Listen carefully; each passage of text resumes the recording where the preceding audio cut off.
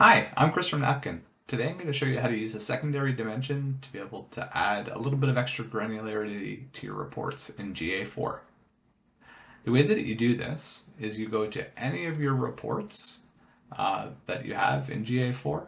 In this case, we're going to use the traffic acquisition report, but this will technically be used in just about any report found in GA4. And you go down and you'll see that we have a default channel grouping as our primary dimension. But if you click plus here, you can add a secondary dimension. And what this does is it adds a little bit of extra granularity to your report. So if we wanted to break down each of those rows by what device the user used, we can add device category as a secondary dimension.